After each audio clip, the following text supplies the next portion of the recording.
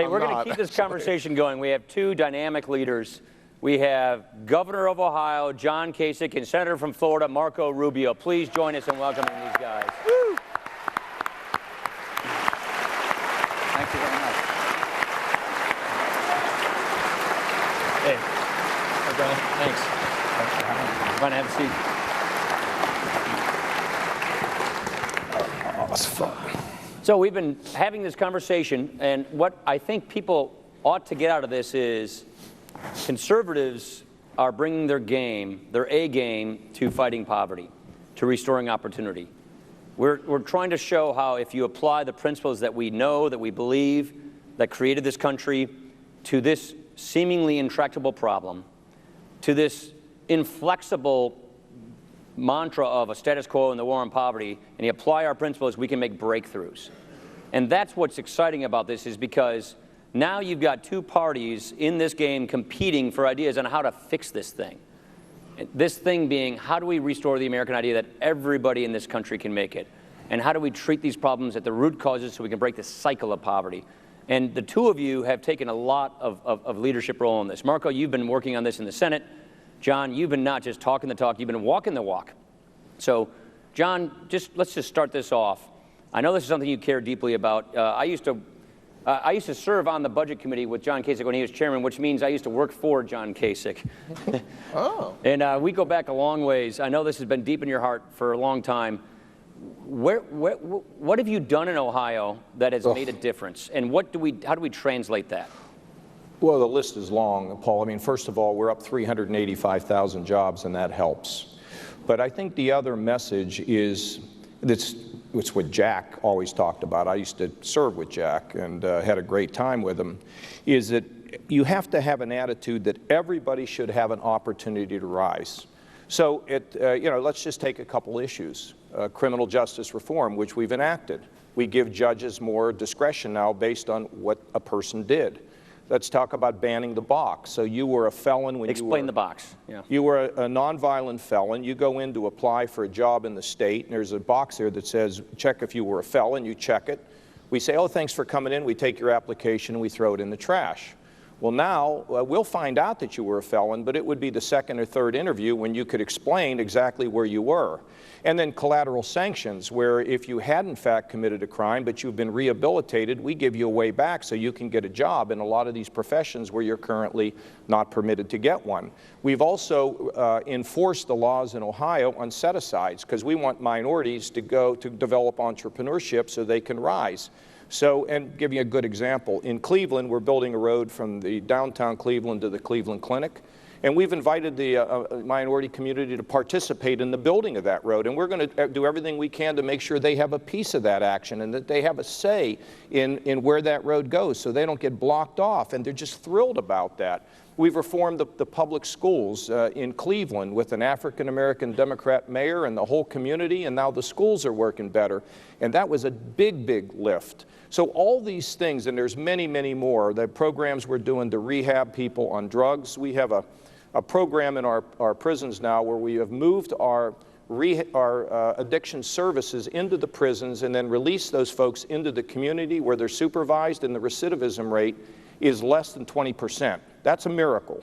And then at the same time, our recidivism rate in the prisons is about half the national average, because we give people an opportunity to work their way out. But Tim, if they're a gangbanger, and they create violence in the prison, we're going to throw away the key. But everybody deserves a chance. Everybody deserves an opportunity. With people who are in their 50s who lose their job, they live in the shadows too. We have adult education. We have new programs in the schools now where if you are likely to be a dropout, we're going to carve out an individual education path for you where you will not drop out and you will get a high school diploma.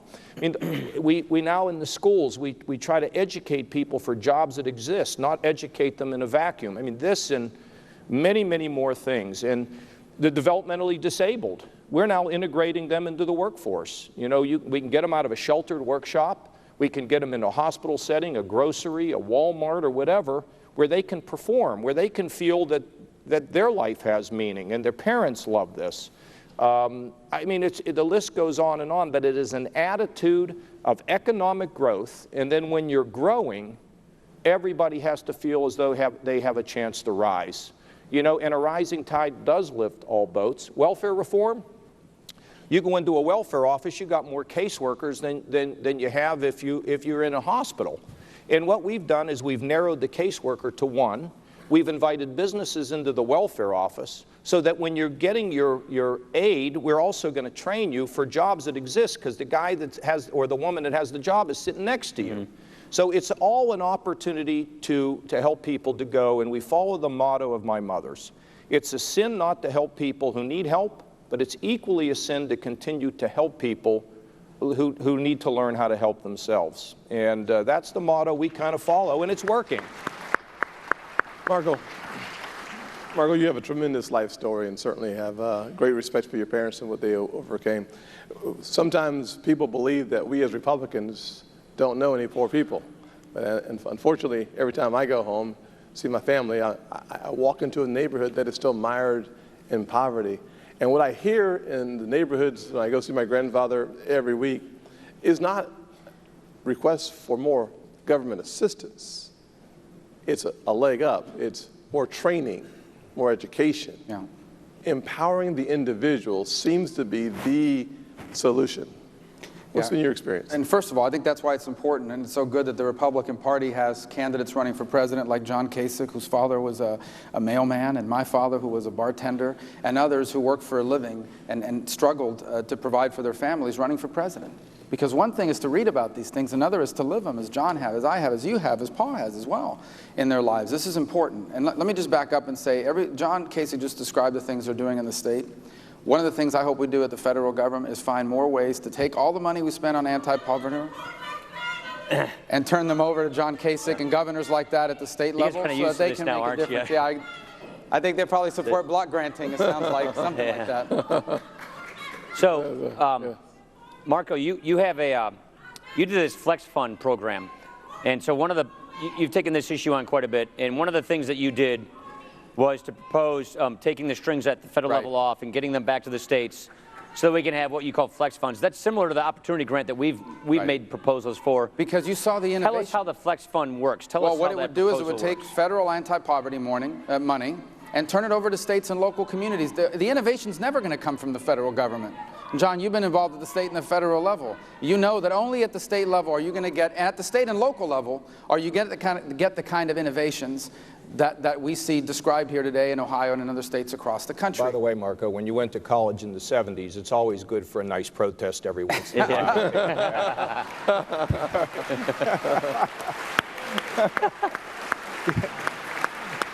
I thought about handling them the way another candidate does, but I thought it would be, it's not my event. So,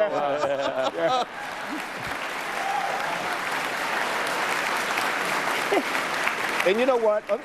I don't want to take over here, but let me just tell you. You're trying to. Because I was on television this morning. We have 41 minutes. Marco, I saw a crowd booing this woman who was being escorted. That's not the spirit of Jack Kemp. I mean, we are people that can tolerate differences and respect people, and this was just nonsense. And that is not the Republican Party. I'm sorry, Marco. No, thank you. And back to Marco. Take your time. Good job. If I could take a step back for a moment and say that the reason why I love free enterprise is because it's the only economic model in the history of the world where you can make poor people richer without making rich people poorer.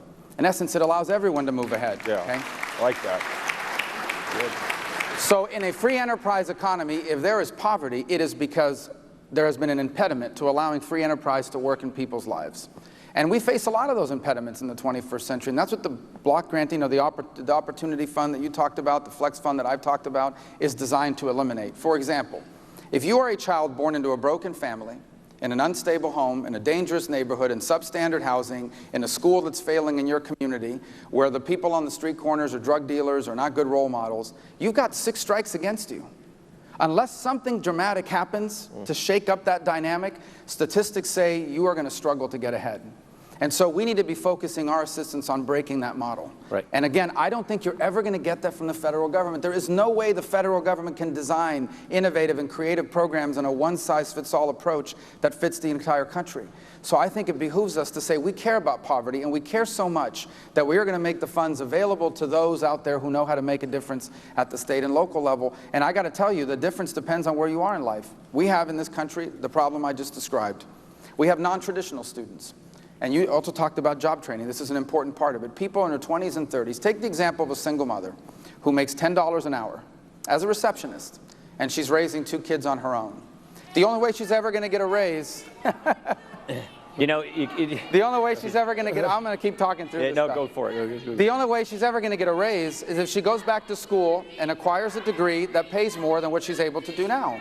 Right. What's the impediment to being able to do that now? The impediment is that school's too expensive, or school's during the day while she has to work. And so, You know, so the question is, those of us who've done this if I- are kind of used to this sort of thing. I know it's maybe jarring for the audience, but the question is then, what is the proper role of the federal government? Is the role of the federal government to respect individuals, respect communities, civil society, state, local government, and then just provide resources? That's what when we talk with governors about block grants, when we talk with senators about getting resources back in the communities, but loosening the strings, that doesn't mean we care less. That doesn't mean we don't have ideas. That means what we're trying to do is liberate people who are there fighting poverty eye to eye, soul to soul, person to person, with the power to do it, to actually change and affect. And yes, there are resources. So is that basically what you're suggesting with your flexible grant? Right. Which is resources, yes, but command and control, no? well, there are 2 things we need to do. One is we need to ensure we have economic policies that allow the American economy to be the most competitive in the world, so those better paying jobs are created here instead of somewhere else. And the other is, we are going to focus on eradicating poverty, curing it. We don't cure poverty. We treat the symptoms of poverty. We treat the pain of poverty, but we do not cure poverty in America today with these federal programs. So the goal is to ensure that those funds are being given to those entities at the state and local level that will cure poverty by empowering people to turn their lives around, acquire the skills they need for those better paying jobs that hopefully a dynamic American economy is creating for them. You know, Paul, let me give you a perfect example. We are involved, I was involved in writing the first welfare reform bill back in Congress, and now I'm on welfare reform 2. First of all, do you realize that there are people who are on government assistance that can't take a pay raise because they will lose more than what they gain?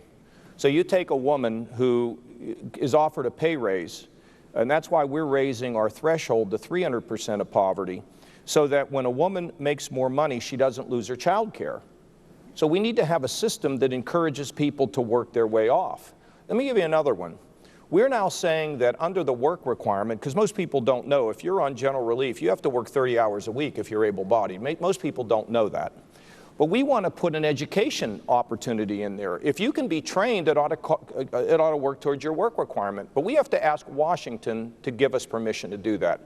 To me, that's absurd. That's why I would ship the whole welfare programs back to the states with guardrails, though. Like, I'd like to ship Medicaid back to the states with guardrails. I mean, you can't take Medicaid money for the poor and spend it on highways. But by giving you the flexibility and fewer rules, you can take it a very long way. And I got to tell you, Marco, in the old days when we were balancing budgets, we have another program in the federal government that I think works. It has fraud in it, but we have to clear that out, and we've now put it into Ohio, and that's called the Earned Income Tax Credit, so that people at the bottom can make more money and have an incentive to earn more, because they have a higher marginal rate than people who are at the top, Paul, as you know. So we got to make sure that we have the incentives for people to rise and not put them in a position of where they go to work and they lose more than what they gain, and they're like, this system is terrible. So giving the states more flexibility and having a leader, whoever that leader is, to share with people around the country those efforts that are really working to get people an opportunity and to begin to lift them out of poverty. We mentioned it in the earlier panel. The highest marginal tax rate, when you look at the poverty trap today, isn't Warren Buffett, isn't Aaron Rodgers. It's the single mom with 2 kids making something like $28,000 losing 80 cents on the dollar if she takes a step forward. That's an 80% marginal tax rate effectively, which is a huge disincentive to work. Why would you make the risk if you're losing so much in doing it? Well, that's why Washington shouldn't write the rules, and we should ask permission. I mean, you can't even get, if you call the welfare department, you know, what is it, Health and Human Services in Washington, you'll get voicemail. I mean, those people have no clue. I'm the governor of Ohio. They don't even know what time zone I live in. So just give me my program and let me run it and hold me accountable for not spending the money on something that it wasn't designed to do. This is pretty simple. And I think we're all for it, right, Marco? All of us are for it. Marco, one of the major impediments to seeing the eradication of poverty has to do with our tax code. It is complicated, it is challenging, and it is very difficult to create businesses today in America. Right. I'm a big believer that you have to have more entrepreneurs in communities if you want to truly have an impact on poverty. How do we get there under your proposal? On the business side, the first thing we have to do is make the tax code simpler. Right now, if you're a small business, you don't have to be a small business. You're organized as a pass-through, S corporation, LLC. You're paying on your personal rate, which could be substantially higher than what a major corporation is paying as a C corporation. That's why what I believe we should do is have a flat rate of 25% on all business income, irrespective of how you're organized. That's the only rate you have, and it's applied to your profits minus your investment. The second thing we have to do is allow businesses...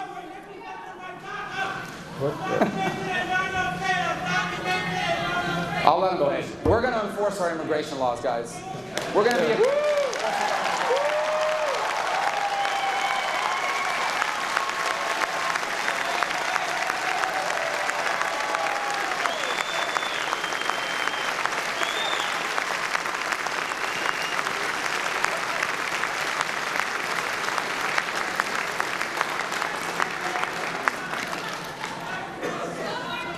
Thank you. Cargo, you're on a roll. Keep going.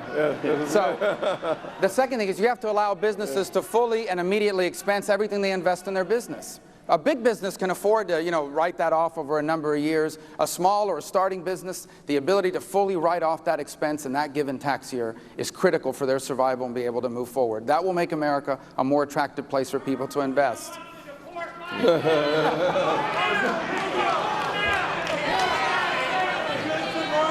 Does the clock stop on the screen?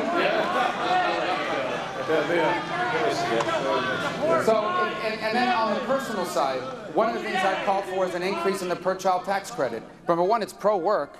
It encourages people to go back to work because you don't collect it if you're not working. And the other is it allows hardworking families to keep more of what they earn. Because right now, raising a family in the 21st century is incredibly expensive. And I think the most important job any of us will ever have is the job of a parent. And so I want our tax code to reflect that. And that's why I've also called for an increase in the per-child tax credit.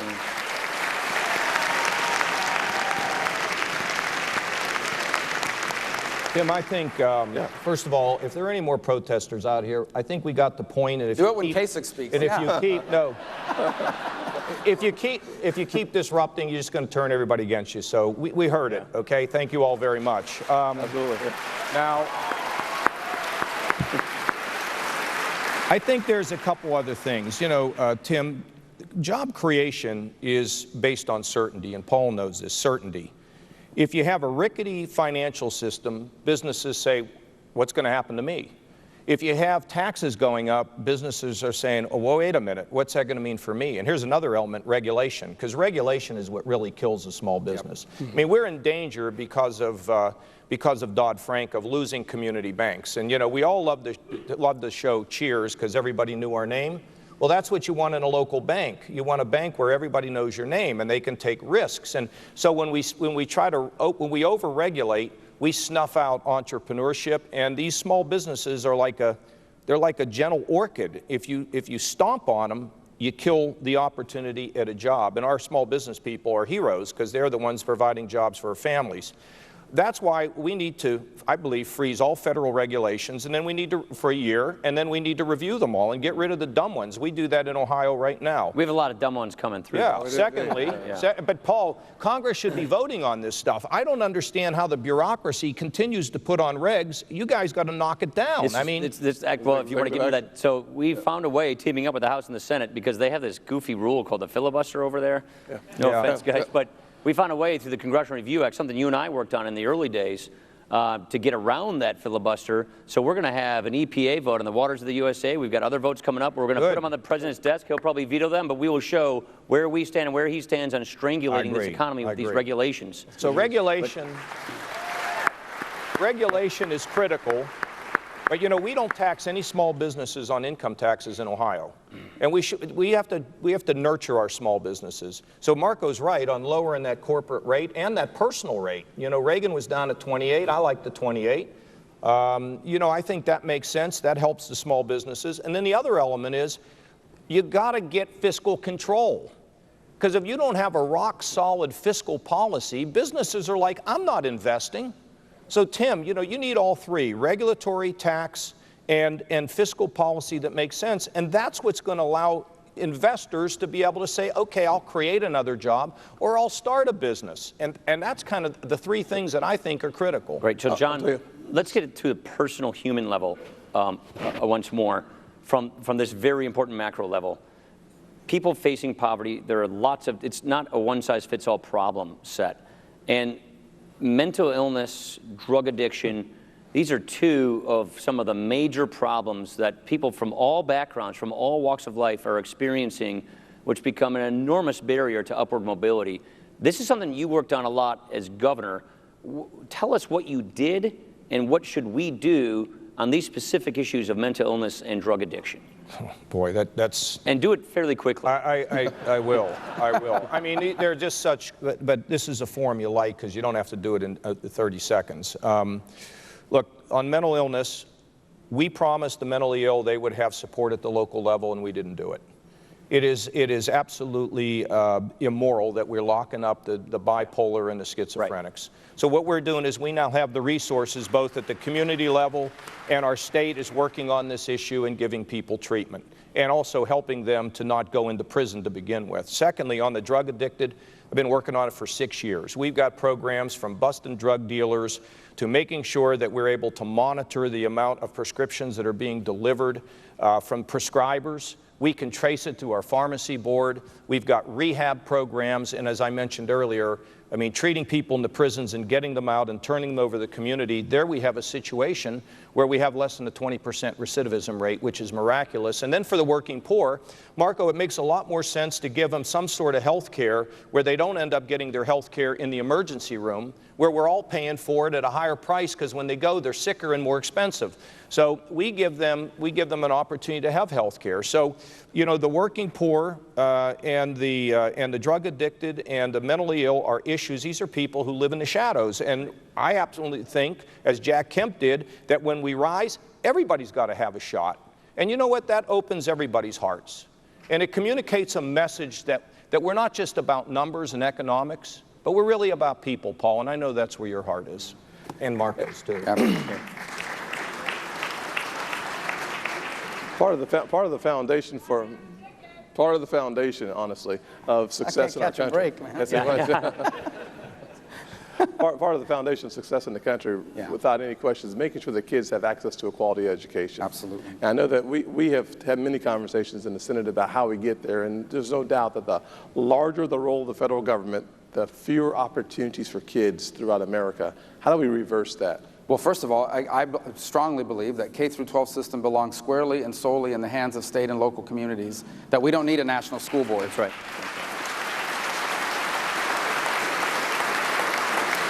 The second, I would say, is one of the great injustices in America today is that the only people who cannot choose where their children go to school are poor people. Rich people pay for their kids to go to a better school. The upper middle class move into better neighborhoods with better schools. And poor people are often condemned to sending their kids to schools that are failing. And so I believe at the state level, and many states across this country have aggressively pursued empowering parents to put their children in the best setting possible. And you've done work on this, Tim. Yep. One of the things that I want to see us do is create the equivalent of what we have in Florida. It's called the Corporate Scholarship Program, where in lieu of paying a portion of your corporate debt, tax liability to the federal government, you can donate it to a not-for-profit, state-based scholarship organization who in turn can give scholarship to students and families so their parents can put them in a school a better choice than the one that they're condemned to being in now by the current system. Well, secondly, I think there's another part of the debate that's important as well. You think about the fact that we have a lot of folks today who are going through the K through 12 education system that want to go to college. We also have others who need that dual track. They want skills to go immediately into the workforce and start working immediately. In South Carolina, we've had a lot of success with apprenticeship programs where we see folks graduate from high school and they're earning and learning at the same time. Absolutely. Because that dual track is important. South Carolina, as an example, is a state where high-tech manufacturing is alive and it is well. Volvo just came to South Carolina, BMW expanded, Boeing on the coast, Mercedes-Benz. So there is a real economy for those middle-skilled workers that we have to make sure that they flourish as well. I don't know why we became a country that started telling people, oh, trade school are for the kids that aren't smart enough to go to college. Yeah. That's a lie. Yeah. Trade school are for people that want to make $50,000 a year.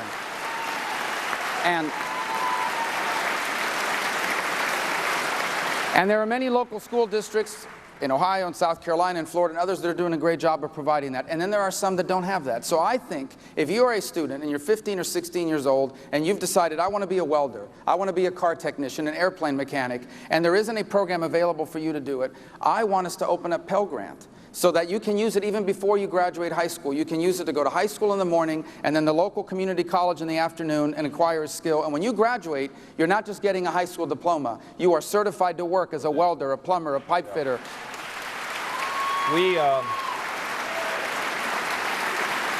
We've lowered vocational education to the 7th grade. It's already done in our state. Secondly, I have to tell you, we also have to pay attention to early childhood education. We can't have people who are extremely poor where they can't have the kind of development in their brains that they need, because as we all know, if they don't get it as they get older, they lose the capacity to do as well as they can do. So early childhood education, vocational education, but here's another thing. We need to raise the standards of our guidance counselors so they actually guide students and they're not involved in just monitoring the gym or the cafeteria. And finally, and Marco, I think it should be done across the country, we know the in-demand jobs in our state.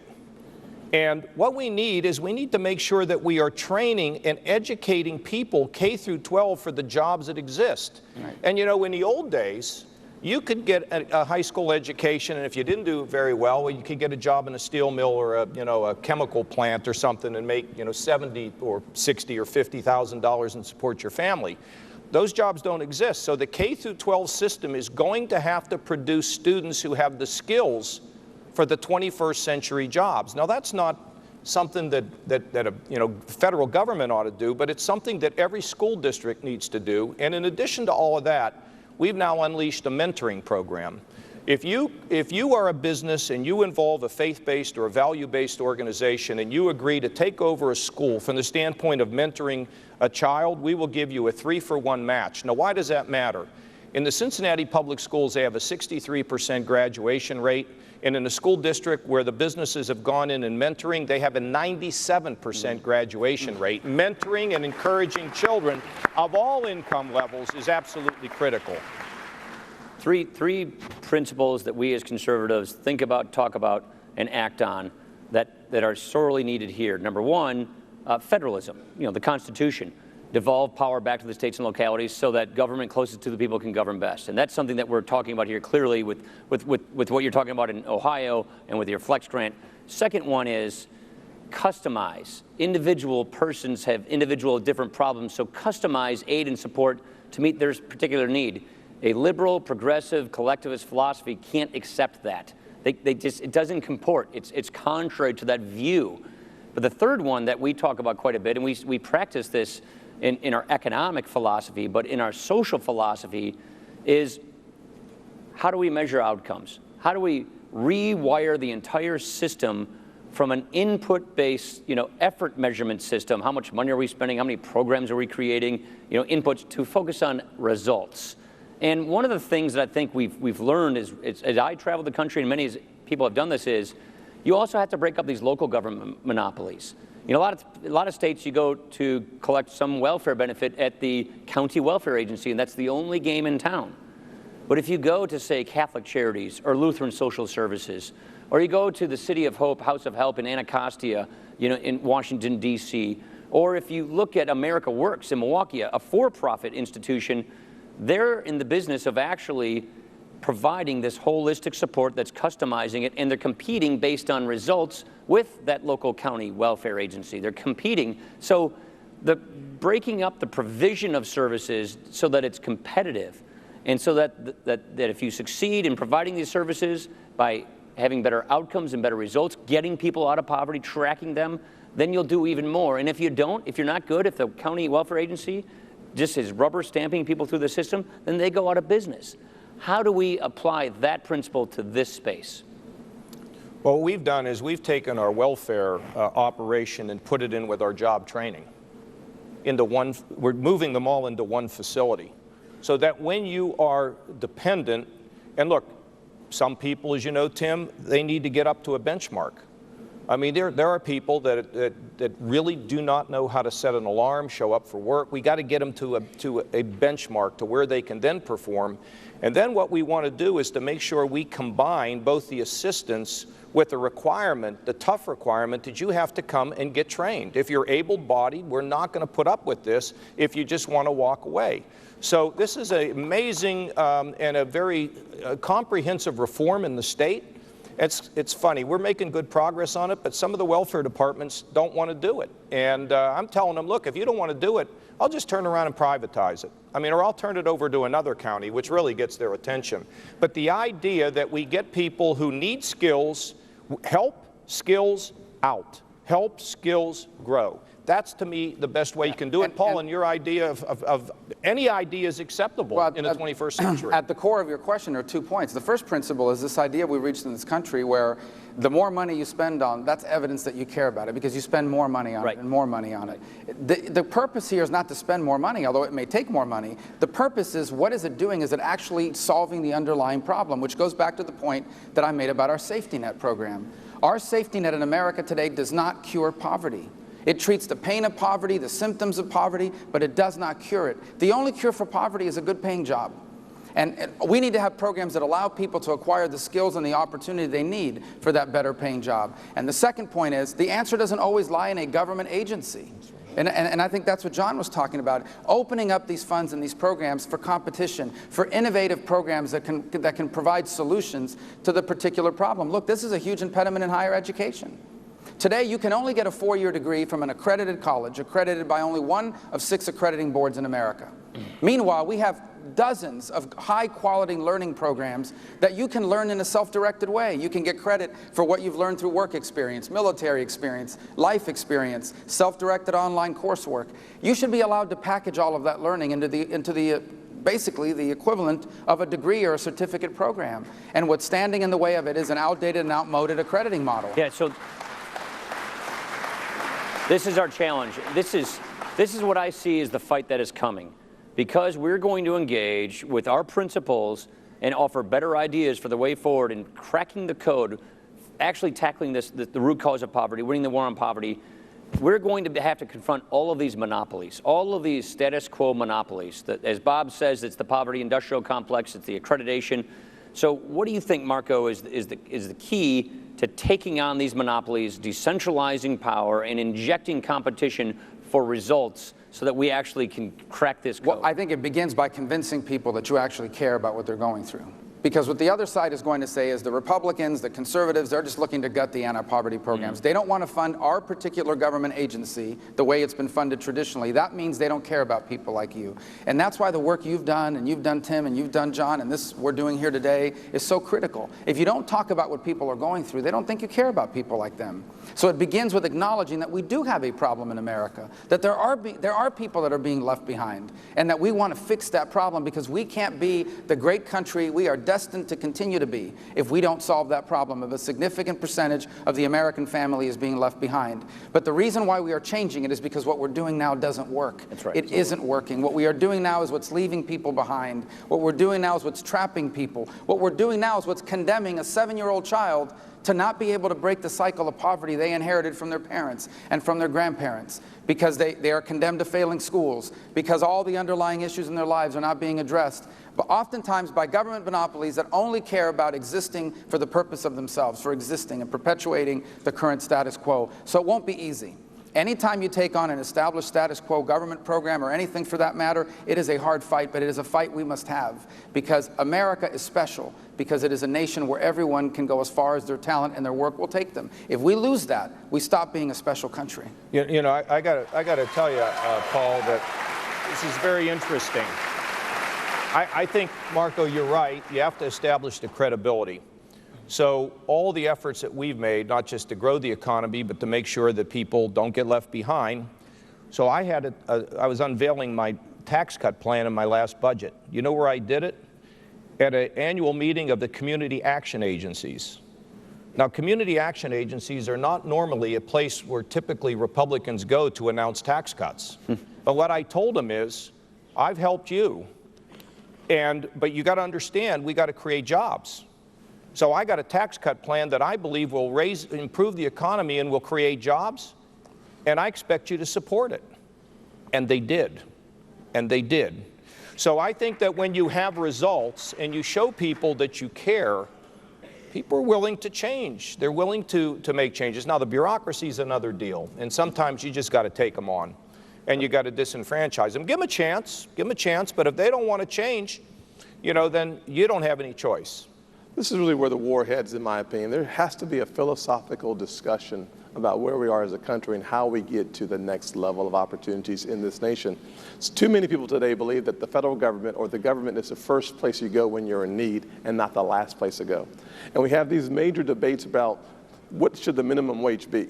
And frankly, when we have those types of debates on the minimum wage, the poorest workers lose when we increase that minimum wage. And when you're looking for that good job, without the access to the skill set that you typically get at your entry-level jobs, you're stuck. You're taking rungs out of the bottom of the ladder, so it makes it even more difficult to climb up that ladder. Yeah, that's exactly right. And so I think look, the first thing we have to explain and be very clear about is that what we want is a country where everyone has a chance, without any sort of outside interference, has a chance to go as far as their talent and their work will take them.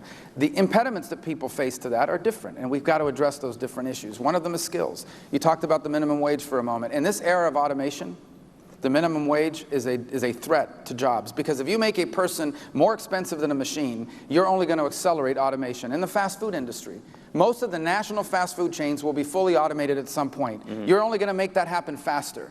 Now, the jobs of building those machines that are replacing them pay a lot more, but you have to have certain skills. And if you don't have a higher education system and a community college system and a technical career system that is training people for those new skills, they are going to be left behind. And that's what we're facing today, is a dramatic transformation in the very nature of our economy. We're not just living through an economic downturn, we are living through an economic transformation on par with the Industrial Revolution, except it's happening every 5 years instead of over 100 years. And it threatens to leave people behind if we don't equip people with the skills they need to succeed in the new economy.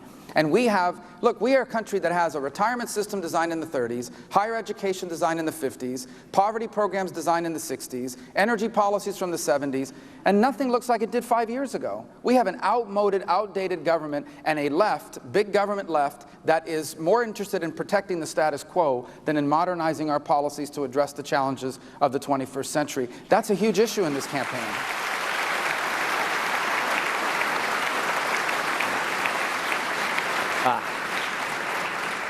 One of the things that I found just so profound is just going out, using, like my mom says, I've got 2 ears, 1 mouth, using them in that proportion, going out and just watching people struggle, listening to what they've done, and seeing, that's what some of these videos you'll see, seeing these incredible stories of people overcoming amazing adversity. And that's the best lesson there is, seeing what other people have done. And then our job as policymakers is to get behind them so that we can empower more of this. Who is a person that you know that fell on hard times, that was in destitution, that went through a struggle, and that really succeeded, that really flourished, that found their potential? Who is the person you know that did that, and why do you think they were able to make it? You know, I just had 2 in New Hampshire, Marco. One, I went to this forum on drug addiction. In 1998 or 1999, I don't remember, I wrote a book called Courage is Contagious, and it was a story of ordinary people who do extraordinary things. And one of the people in the book was a young lady who went to a university, and I met her at the university. She and her mother lived in a car. and her mother was an addict. And I met her at Princeton. I don't even know how you apply to Princeton when you're living in a car because you're homeless. And I hadn't seen her. She'd traveled with me on a book tour. I hadn't seen her in 20 years. I saw her in New Hampshire. She's now running one of the national anti-drug programs in America. And then the other day, a woman who had been human trafficked, she busted out of it. She's now running human trafficking on the national level, or else in New Hampshire. What happened? Lord's got a lot of miracles, and we're not running out of them. There's one out there for somebody else. So it's determination, it's grit, it's not allowing yourself to be defined as a victim, right? I mean, when we were kids, our parents taught us, when you get knocked down, you get back up again. I mean, all four of us sitting up here operate under that philosophy. But there's also this, I happen to believe that the power of faith really makes a difference. That you were created for a purpose. That the Lord expects you to carry out a mission to help heal the world. And when I looked at these two women, I mean, they're miracles, and I pointed to everybody in the room. You look at this. If you don't believe in miracles, if you don't believe in the power of the Lord, look at these people's lives. And they're very inspiring, Paul, but the stories go on and on and on, and it's always great to put them together and tell people that they can be what they're meant to be, and it raises all of our games and gives us hope and determination and grit and love. Yeah. Margot. Yeah, and in the course of my life and the campaign, I've interacted with so many people in my family, in my neighborhood, parents we interact with on my son's sports teams that are facing extraordinary challenges, and people that have worked for me. The one story I always tell is the one that's deeply influenced me because it happens to be very close, and it goes to the story of my parents. This was a long time ago, but I think it still speaks to the promise of America. When my parents were born both in Cuba. My father, when he was 9 years old, 4 days shy of his 9th birthday, his mother died. And so he had to stop going to school, and he had to go work at 9 years of age. And the bottom line is he really never went back to school, and he would work for the next 70 years of his life. In 1956, my parents came here. It was the only place in the world where people like them could have a chance. They arrived, they had no money, they barely spoke the language, didn't know anyone, had no real education beyond whatever an 8-year-old learned in Havana in the 1930s and 40s. And it was hard.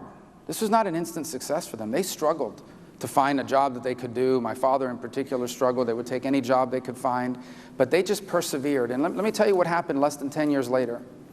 Working hard, my father found a job, eventually worked his way up to being a banquet bartender on Miami Beach.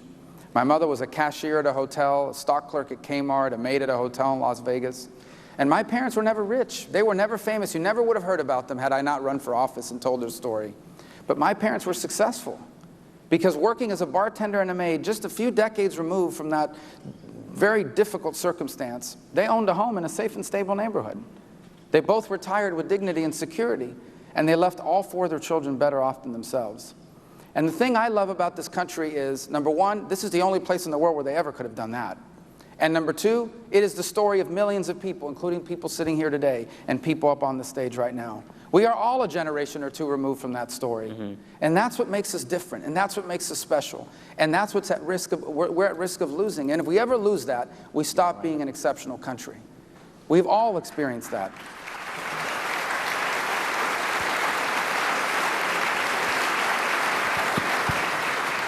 Well, ladies and gentlemen, we have about 22 seconds left. Well, it looks like we wore out the protesters. I'll tell you what. Yeah. Well, they have 16 seconds left, don't know. Let's not encourage them. Just in case. You guys have been a fantastic audience. Let's hear it for John Kasich and Margot Rubio. Thank you. Great. We're going to do a photo. Do a quick pic. Come on in the middle, guys. Over here.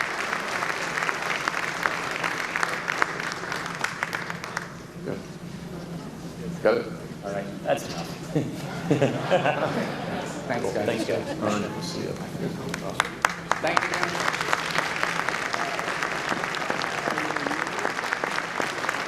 Good job. Thank you all. Appreciate it.